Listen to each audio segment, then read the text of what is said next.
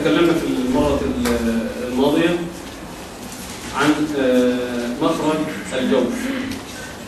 مخرج الجوف، وعرفنا الحروف التي تخرج من هذا المخرج. بعد ذلك يقول الإمام ابن الجزري رحمه الله تعالى: ثم لأقصى الحلق همز هاء، ثم لوسطه فعين حاء.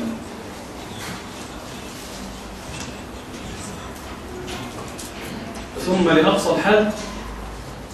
أقصى الحلق هو آخر الحلق مما يلي الصدر، أقصى مكان في الحلق مما يلي مما يلي الصدر، اللي هو عند يعني يقولون عند الحنجرة، عند الحنجرة، وتخرج منه الهمزة ثم الهاء.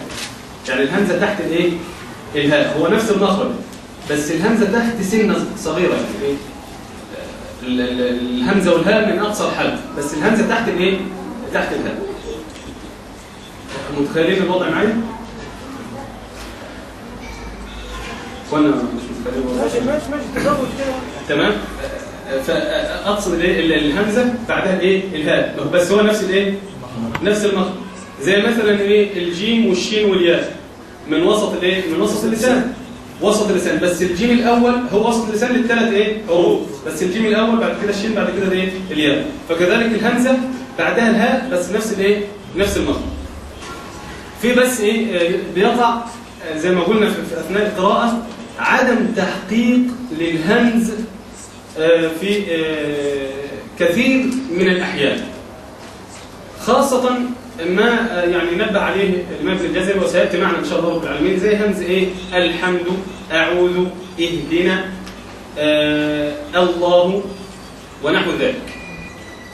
لما بتبدأ بها خاصة لما تبقى همزة وصل وتأتي تبدأ بها همزة الوصل، لما تبدأ بها بتبقى همزة همزة قطع، زي الحمد. الحمد لو أنت وصلت بسم الله الرحمن الرحيم الحمد لله، سقطت همزة الوصل، بتسقط في أثناء الوصل. ولكن لما بتيجي تبدأ بها بتكون همزة همزة قطع، لابد تبينها. فما تقولش الحمد لله الحمد لله. كثير من يقرأ كده الحمد لله رب العالمين، ما سمعت همزة ولا سمعت همزة؟ أنا قلت الحمد لله رب العالمين، سمعت همزة؟ ما في همزة، لم تحقق الهمزة. فكثير من إخواننا لما بيجي يقرأ ما بيحققش الهمزات، فأنا عايزك تحقق الهمزات، وخاصة سيأتي معنا إن شاء الله رب العالمين الإمام ابن الجزري ركز على الهمزات ديت وأكد عليها. تمام؟ فأنت لما تيجي تبدأ بالهمزة الحمد، الله، من مخرجها، ما تطلعهاش من فوق، مش الحمد. الحمد كده طلعت من فوق، من فوق الحلق خالص، مش من أقصى مش من أقصى الحلق. مفهوم كده؟ بعد كده الهاء. بعد كده الهاء أيضا بتخرج من من أقصى الحلق. في الغالب يعني سيأتي معنا هذا في الصفات، بس أنا بحب أركز عليه الآن يعني، وإن شاء الله أركز عليه أيامها يعني. الهاء طول ما هي متحركة لا تجد فيها مشاكل، إلا عند بعض الناس اللي بيحب يقلد لك مثلا جماعة لهم زي مثلا محمد عبد الهادي، يجيبها لك زي الغين كده، يجيب لك الهاء زي الغين. ما انا عارف ان هو ابن طارق يا اخويا. فالمقصد هو كان يجيب لك الهاء قريبه من الغين كده، تمام؟ ما تعرفش هل هي هاء هل هي غين، فهو بيحب ان هو يعمل لك نفس القصه كده، فما تعرفش هي هاء هي غين. ففي الغالب وهي متحركه ما فيهاش مشكله، الا عند الجماعه اللي عايزين يجيبوها زي الغين دي، تمام؟ إنما المشكلة لما بتبقى ساكنة. المشكلة لما بتبقى ساكنة.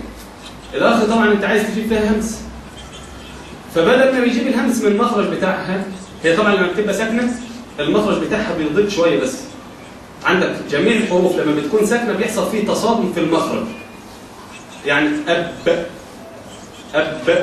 حصل فيه تصادم في الشفتين عشان تطلع الباء. إم أو أم، تمام؟ تصادم في المخرج. أق تصادم في المخرج عشان تطلع الحرف. إلا حروف الحلق ما بيحصلش فيها تصادم. أمال إيه اللي بيحصل فيها لما بتبقى ساكنة؟ لما بتبقى ساكنة المخرج بتاعها يضيق مخرجها، فتبص تلاقيه عشان تطلع الحرف ساكن. انما طول ما هو متحرك المخرج واسع والهواء بيمر منه تمام، ما في مشكله. مفهوم الحته دي ولا لا؟ عشان بس ايه العمليه ما تسحش، لان في بعض الاخوه اشتكى المره اللي فاتت قال لك ان العمليه ايه؟ عمليا سهلت معاه. عمليا المتحرك ايه؟ مثال يعني المتحرك والساكن. مثال مثلا الحمد لله رب لله هي، تمام؟ لما بتكون ساكنه تيجي عليه لله. شوف الهمس طالع من ايه؟ طالع من مخرج الهاء. انما في بعض اخواننا لما يقرا تبص لما يجب عليه الحمد لله يجيب لك ليه الهواء من الرئتين من تحت، مش من الحلق، لا ده بيجيب من الرئتين، بيطلع الهمس من الرئتين. لا هذا خطأ. تمام؟ عليكم السلام. فلما بتكون حروف الحلق ساكنه هو مجرد الايه؟ تضييق في المخرج فعشان تطلع الايه؟ الحرف. تمام؟ وسياتي معنا ان شاء الله ربنا هذا الكلام في ايه؟ في صفه الهمس عند الهاء، بس انا حبيت انبه عليه يومين. فاقصى الحلق الهمزه والايه؟ والهاء. ثم لوسطه فعين حاء. بعد كده طبعا ايه؟ وسط الحلق طبعا ده مخرج ايه؟ مخرج كله مخرج الحلق، بس بيقسم الى 3 مخارج. اقصى الحلق قلنا الهمزه والهاء، وسط الحلق فوق منه شويه العين والحاء، برضه الايه؟ العين الاول، بعد كده الايه؟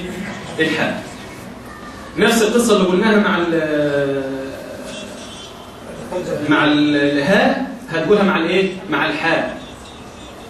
هتقولها مع الايه؟ مع الحاء، نفس الايه؟ الموضوع.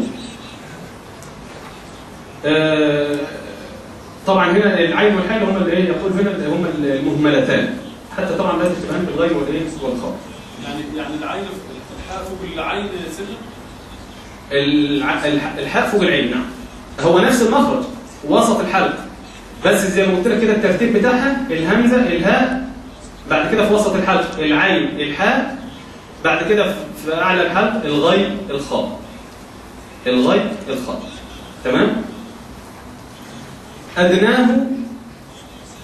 أدناه مما يلي، أي أقربه للحنك، أقرب الحلق للمكان التجويف بتاع الفم، بس أقرب الحلق للفم. تمام؟ أدناه غين خاؤها والقاف. أدناه غين خاؤها، الغين بعد كده الايه؟ الخاء. وليه الإمام ابن الجزري قال خاؤها بالعطف على الغين؟ قال لأن الخاء تشترك مع الغين في جميع الصفات، وحتى في المخرج وفي جميع الصفات بتنفرد الخاء عن الغين في صفة واحدة بس، اللي هي ايه؟ لا هي دي مفخمة دي مفخمة، الغين مفخمة ودي مفخمة. الهمس، نعم. فحثه شخص سكت، بتنفرد الخاء عن الغين في الايه؟ في صفة الهمس فقط. تمام؟ عرفت انت كده المراتب. فيه مشكلة ثانية بتقع لبعض اخواننا زي ما نبهنا عليها برضه في اثناء القراءة، ان هو بيحرك الشفتين مع حروف الايه؟ حروف الحلق. بيحرك الشفتين، احنا قلنا دي حروف ايه؟ حروف حلق، حروف حلقية. تمام؟ فليس للشفتين أي عمل مع هذه الحروف. ليس للشفتين أي عمل على الإطلاق مع هذه الحروف. إنما إيه اللي بيشتغل؟ اللي بيشتغل الفك، والشفتين تشتغل إمتى؟ لما تكون هذه الحروف مضمومة. إذا كانت هذه الحروف مضمومة الشفتين بتضم، ولا يتحقق الضم إلا بضم الشفتين. تمام؟ معلش هذه الأخطاء، بس إحنا هنحتاج لهذه الأخطاء في جميع الحروف، مش في حروف الحلق بس. تمام؟ أنت في الحرف المضموم لازم تضم شفتيك. أي حرف، الحمد لله، الحمد لازم تضم شفتيك. بس الضم كده مش هيبقى واو. إيه؟ الواو. لا أنا بميجه لك بس، إنما أنت لو جيت تقرأ الحمد لله رب، تمام؟ الحمد لله، أنا ما بقولكش أن يتولد عنها واو، لا، بس انا ببين لك ان الشفتين بيتفرقوا لك هو الحمد. ايه الفرق بقى بين مخرج الواو ومخرج الضمه؟ يا شيخ علي لو سمحت احنا كده بنتوه مع بعض. نعم. احنا بنتوه كده. طب هل الاخطاء بتقع في الحروف؟ هو احنا عايزين، انا مش فاهم بصراحه، حضرتك بتاخدنا في سكه ثانيه، انا بتوه على الاولانيه. بص يا سيدي، فاحنا دلوقتي مبتدئين، فيا ريت لو سمحت نقتصر على الحاجات ده في بابها عشان احنا ما نتوهش. الناس اللي مثلا مجوده وعارفه عندها كده هتبقى ماشيه مع حضرتك، لكن اللي مش عارف بيقف تاني. هذا تحتاج انت. ايه؟ ده الكلام انا مش فاهم هتحتاجه. انت بتتكلم عليه اصلا. انا بتكلم بقول لك الحرف ده من الحل. مع حضرتك في المخارج، انا عايز لا عارف لا حرف ولا عارف جوف، كله خلط في بعضه. انا عايز رسمه توضيحيه اعرف الجوف فين والحرف فين. نعم. انا بكلمك بجد، انا عايز رسمه كده اهو تقول لي ده الجوف وده الحرف ودي بتطلع ازاي واحده واحده، انما انت حضرتك هتتكلم في الضم والكسر والاشمام والروض، انا مش فاهم حاجه. ما لا يتم الواجب يا دكتور. ماشي، انا بتكلم عن حاجه انا مش فاهم حاجه بصراحه، ما تديكش على حضرتك.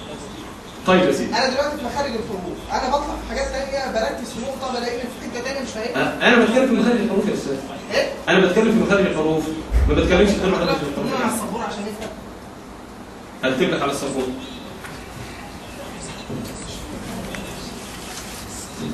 انا ما خرجتش عن مخارج الحروف.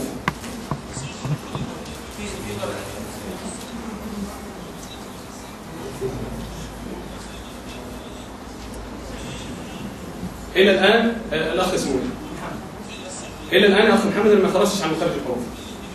بس انا ببين لك اخطاء بتقع في هذا الحرف عند النطق به. انا بقول لك العين الهمزه والهاء والعين والحاء والغين والخاء من الحلق.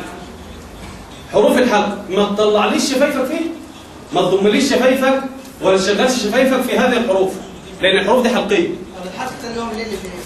الحلق من الحنجره لحد اللهاء، لسان المزمار اللي شغال بين البلعوم وبين القصبه الهوائيه. طب الجوف هو؟ الجوف الفراغ اللي هو في الحلق والفم، ده قلناه المره اللي فاتت.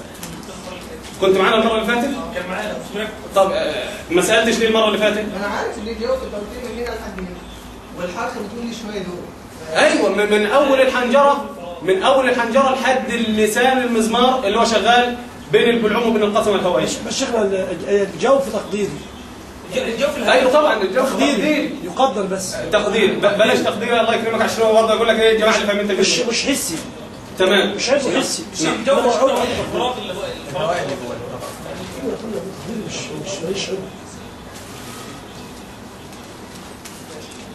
ديت يرجع فيها اللجنه المنظمه.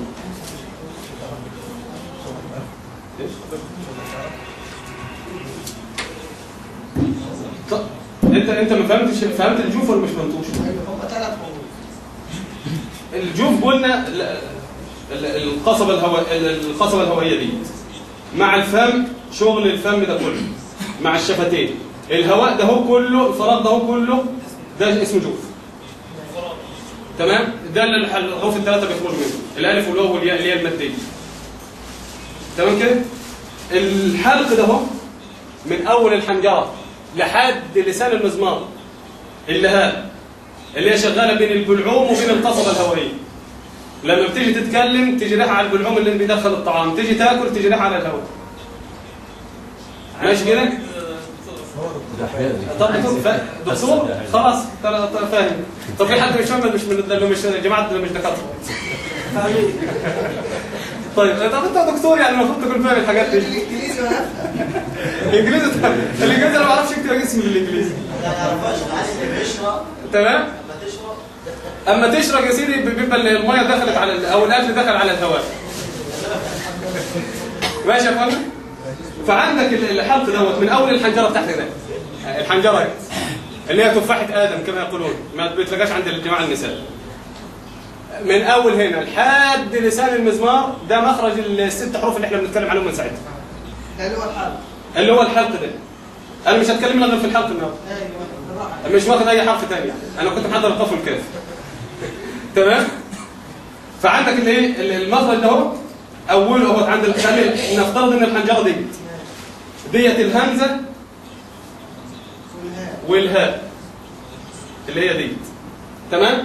فوقها بشويه اللي هو وسط الحلق ده هيبقى العين والحاء.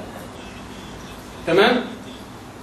فوقهم في آخر الحلق من فوق، اللي هو أدناه في آخر الحلق من فوق، عند قبل لسان المزمار ده هو تحت منه بالظبط، هتبص تلاقي الغين والخاء. تمام؟ فقال يا دكتور محمد الست حروف ده همت دولت منين؟ من الحلق. عليكم السلام. دولت من الحلق. تمام؟ كده الدنيا واضحه. الدنيا وضحت؟ انا بقول لك وانت بتطلع الحروف دهيت وانت بتتكلم بيها وانت بتطلعها ما تشغلش شفايفك معاها الا اذا كانت مضمومه. بس ده مخرج. انا لو سبت لك ده وانت شغلت شفايفك معاه لما تيجي تقف على الحق هتقول الحق. في القراء بيسمعوا كده وقراء مشهورين جدا يقول لك الحق. امثله بالراحه كده شغاله. هنبص للهمزه، انا ضربت لك على الهمزه من سر. الحمد، الله، انعمت. تمام؟ وبيجي معاها حروف ثانيه، يعني الحمد طلع معاها الحاء، انعمت طلع معاها ايه؟ انعام. يعني انت لما تيجي كده ايه تبص تلاقي اهدنا زي ما قلت لك الهمزه بعدها الهاء. لو انت ما حققتهاش ممكن تبص تلاقي الهمزه بقت فوق الهاء. لو انت ما حققتش العين الهمزه ممكن تلاقيها بقت فوق العين. حاضر. يبقى ايه؟ صراط الذين انعمت. انعام. تخيل كده انعام ما حققتش انت الهمزه، ما طلعتهاش من اقصى الحلق، هتبص تلاقي الهمزه بقت فوق العين. تمام؟ والهمزه تحت الايه؟ تحت العين. لازم تقول انعام، انعمت، تحقق الايه؟ الهمزه. فانا بقول لك ايه؟ اخطاء بيقع فيها بعض الناس، فانا لازم اوضح لك ديت، مش معقول هسيبها يعني. تمام؟ العين كذلك، العين من ايه؟ من وسط الحلق. فلما تيجي مثلا انا بقول لك ايه؟ لو الانسان ما حطش الهمزه دي فاقرب حاجه للجوف ولا للسان؟ لا، بتكون اقرب للفم من فوق. الجوف ما احنا قلنا الجوف كله هي كلها على بعضها. الفم بتكون اقرب للفم لادنى الحلق، ما بتكونش في اقصى الحلق. تمام؟ فالمغضوب، بقول لك ما تشغلش شفايفك، هتقول المغضوب. في ناس بيقولوا كده. بلاغ، لما تقف على بلاغ ما تضمش شفايفك، ما تقولش بلاغ. في ناس كده عشان يبين لك ان هي مفخمه يجي ضمم الشفتين، هذا خطأ. تمام؟ فبين لك الاخطاء دي ولا اسيبها؟ ماشي. بس المقصد الله المستعان. قلنا اقصى الحلق الهمزه والهاء، وسط الحلق العين والحاء، ادنى الحلق الغين والايه؟ والخاء، مع بيان بعض الاخطاء التي تقع في مثل هذه القرآن. بعد ذلك يقول الإمام ابن الجزري: أدناه غين خاؤها والقاف، أقصى اللسان فوق ثم الكاف. وده في المرة الجاية. سبحانك اللهم.